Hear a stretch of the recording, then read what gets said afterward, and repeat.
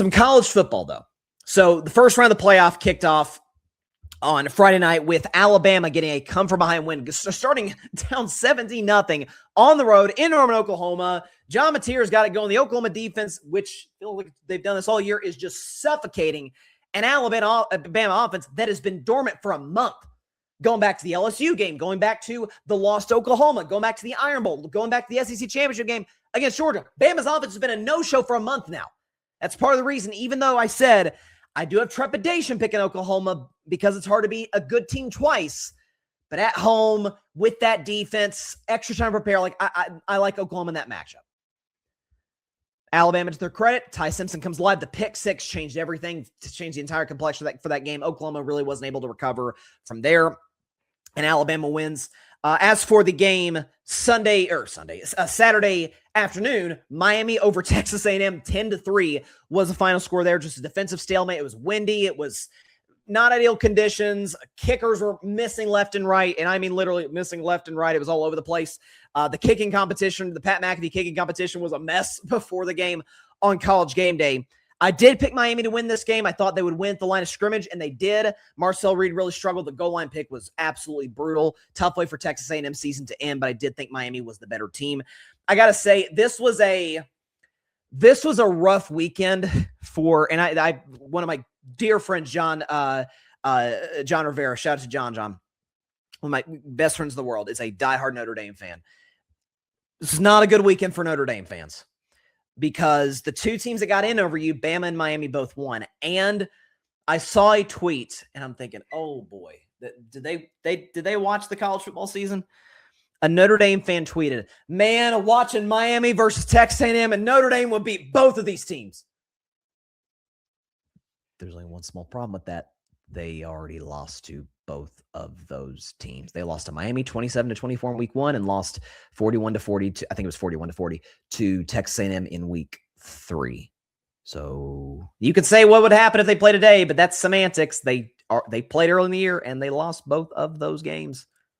Like that's on you, Notre Dame. Join a conference, please. I'm saying this is the only way for you to get into playoff, but it sure would help instead of you playing some cupcake schedules outside the first 2 games. Regardless, to me, the weekend exposed 2 major truths about college football, and then in a larger sense, the college football playoff. Winning in the line of scrimmage is everything, man. Alabama had more sacks than Oklahoma. Now, Oklahoma had more total yards than Bama by a long shot. The pick six really kind of changed things in a major way. Oklahoma getting sort of that extra possession there. But Alabama was able to win the line of scrimmage, particularly in the second half. And then especially with Miami and Texas A&M. Miami ran the football far better than A&M did. They had the kid who had a great story, the running back for Miami. Make sure I get his name on the show.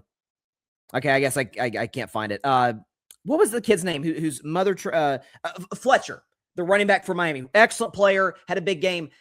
They showed his mother travels to, she has a fear of flying. She travels to every single game, drives to every single game that he plays, be it Miami or on the road. Apparently last year when Miami played Cal, she drove all the way to Cal Berkeley, I guess from Miami. I'm assuming she lives in South Beach, all the way to Cal. Like that had to be a week-long trip. So shout out to her. They've shown her in the stands. It was a great moment with her and I imagine some family and loved ones. But he was excellent. Miami gave Marcel Reed a rough day at the office over and over and over, kept forcing Texas A&M on some 3rd and longs. Like, football is a complex sport. But as I've said many times on this show, football and particularly line play at its finest, moving another grown man, or in the case of college, moving another very large kid against their will. That is line play at its finest. Miami, that's what they did against Notre Dame. That's a big reason, not just them beating Notre Dame, but them beating Notre Dame at the line of scrimmage. Football's a physical game. It's a collision sport. That's where you got to win in order to be successful. And Miami did that in week 1. Against Notre Dame, and they did that on Saturday against Texas A&M. So very deserving to win. You got Miami going to play Ohio State in I think that's the Cotton Bowl on New Year's Eve. Ohio State should win, but I think that's actually a more competitive game than people think. Now, Ohio State's going to have basically a month of rest, so that certainly favors them. But I don't suspect blowout coming. Let's put it that way. What are the Buckeyes favor in that game? 10? 9.5. Okay, so 9.5, 10, tomato. I'm still not decided on whether I'm going to take Ohio State to cover quite yet. Let's put it that way, because Miami has some matchups they can exploit. Although at the end of the day, though, Julian Sayin versus Carson Beck, that's not even a contest, obviously, as we all know. As far as the other two games, they played out exactly like we thought they would. Ole Miss over Tulane 41-10. So Ole Miss literally played Tulane earlier this year, and it was 45-10. And they scored, I think, in 3 plays in like under a minute. Tulane, to their credit, kind of responded. Or actually, I think they had a pick early in their first drive. The game was never competitive. And then the nightcap, which again, I don't know why the college football playoff didn't have the 2 bad games first, and then Miami A&M, and then Alabama, Oklahoma as the last 2 to kind of cap the week. I'm not sure. Maybe they were worried about competing with NFL ratings, which I was kind of glad they did, so I can focus more on like the Packers-Bears game. Saturday night, Oregon over James Madison 51-34. And before people say, well, I mean, James Madison was a 20-point dog and they covered. They scored 34 points on the road at Eugene. Went on the road to Autzen Stadium, competed with the Ducks. Folks, the game was 34-6 at the half. Like the game was over before it started. I know this is going to piss off the fans of G5 teams. And it's not to denigrate their season whatsoever. They both had excellent seasons, Tulane and James Madison. Honest to God, like the American Conference was by and large pretty tough this year. You had Navy, you had Memphis, tough conference. Kudos to them for getting the job done. USF, and then James Madison completely dominated the Sun Belt this year. Kudos to both of those squads. We got to get rid of the automatic G5 bid. And we definitely have to get rid of the automatic conference championship.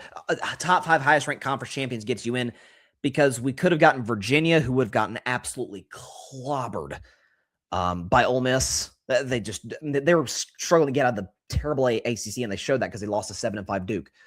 Or we get Tulane and James Madison. To me, it's this simple. Just put the 12 best teams in. And the best way to ensure, because you're a G5 team, like, well, how can we prove that our schedule? Correct. Play the big dogs. Give you an example. Before Cincinnati was playing in the Big 12, before Cincinnati was playing in a Power 4 conference, what did Cincinnati do in 2021? They went on the road to Notre Dame and beat the Fighting Irish. What did they get rewarded for that? They got in the college football playoff.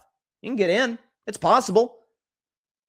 And by the way, some of that's on these programs. Schedule games based on region, with the Mountain West, with the Sun Belt, with the MAC conference, with whoever.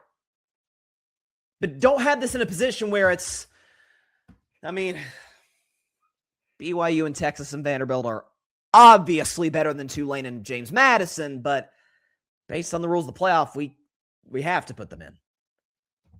UCF 2017, Scott Frost is the head coach. UCF 2017, undefeated, validated that in the Peach Bowl by beating an Auburn team that beat Alabama and Georgia, who ended up playing the national championship game. Now, again, I'm not a fan of a transitive property. It's used often in college football and used from time to time in sports, but UCF proved, hey, we can hang with the big dogs. Auburn was in the SEC championship game, and we beat them. Schedule games. Some of this is on the Power 4 programs. Schedule games based on whatever part of the country you're in against the Mountain West, the Sun Belt, the MAC Conference, the American Conference. Schedule games, Conference USA. Schedule games against those teams. Let them go prove it. And if they do, reward them with a playoff appearance. By the way, Boise State did this last year. I think it was week 2, went on the road to Oregon, lost by a field goal, and won out.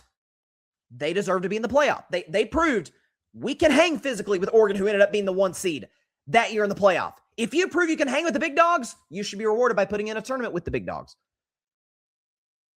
So a lot of this is schedule making, and a lot of this is, man, we got robbed of having Notre Dame in the playoff, who are better than both these teams, and it would have been BYU, which I would have agreed with. I would have put Texas in as the 12 seed because they did beat Vanderbilt, and I think they're absolutely better than BYU, who got crushed by Texas Tech twice, the best team they played all year. But that's the reality of the situation, man. Like, it doesn't have to be unfair to either party. It doesn't have to be unfair to G5 teams. It doesn't have to be unfair for the viewers. So where we're subjected to, well, no, the outcome of this. That was the issue with college football for years. Is that because there was no NIL, because you had It's, which I guess there technically was NIL, but it was shady NIL, wasn't regulated. You had the 14 playoff. You had a landscape in college football to where there's one, maybe two great teams per conference, and the rest are kind of in the middle and the bottom. Now the sport's more wide open than it's ever been. Ohio State was the 8 seed last year. Yeah, they were the 8 seed last year, and they won the national championship. It's not a hard concept. Get the 12 best teams in the playoff. Anyone will say, well, James Madison scored 34. Yeah, after Oregon called the dogs off. I had a brief athletic career.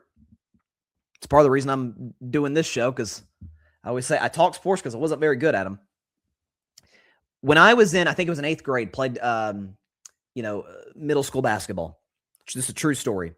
The team I played on, I'll be honest, we weren't very good. I think we had a losing record. Our first game of the year, and I don't know who scheduled this game. I really don't. It was almost child abuse out there. We played the state champions in the first game of the season. I think it was on Halloween too. First game of the year we played the state champions. They just full court press us to death. And I think they scored like 20 points in the first minute. I mean, it was ugly out there. I think they finished with 88. So let's do that math. 20 points in the first minute. I guess what were they? 24 minutes? I think they were like 6-minute quarters. 6 minute. I think they were 6-minute quarters. So let's say that for the sake of argument. 20 points in the first minute, 68 in the last 23. They called the dogs off. Full court press, getting a bunch of layups. Coach was like, hey, put the bench guys in. It's kind of like a practice for us. That's what Oregon and James Madison was on Saturday night.